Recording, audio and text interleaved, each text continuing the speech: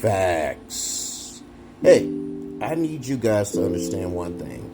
Handle everything like a business. Like Candy's Owens, when she got married, it was like a business.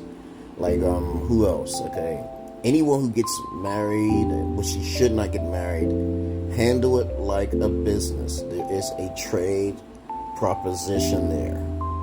A lot of people, or maybe a lot of guys, they fall into the victim of getting married, and they don't think of everything as a business. Okay, falling in love is a high liability because most people think of love as a platonic type of emotion, or a sexual attraction, or a puppy dog love they call it back in the days. Because I'm Gen X, as I said this before.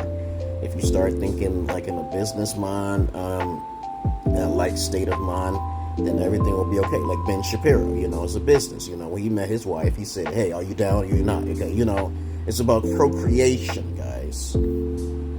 It's not about trying to be a public charge, but it's about procreation. Your children's children will most likely handle you when you get older if you take care of them the right way.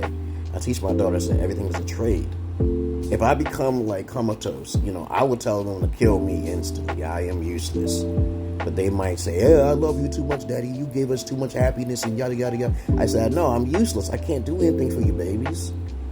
But you got to start thinking like this. I have a job to do when I'm with you. There is no possible way I'm going to be with you and I'm not doing my due diligence.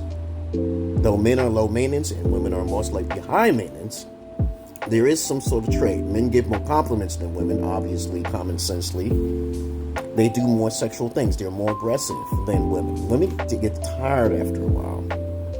But if there's no kind of incentive to be in a relationship, that's why women tend to leave, because they get bored. Even though there is incentive to stay in a relationship so they won't be alone, but you're going to have to keep reminding people like, okay, if you lose me, this is what's going to happen. So what women do, they try to replace you with hypergamy, okay? But you don't want that. As I said before, men's mental health is usually obviously being ignored in the court systems to extortionist, okay? But other than that, you're going to have to make that very upfront and very clear. And you got to make sure that person's not trying to set you up for a downfall. You got to kind of be like a psychopath in a way. Sorry.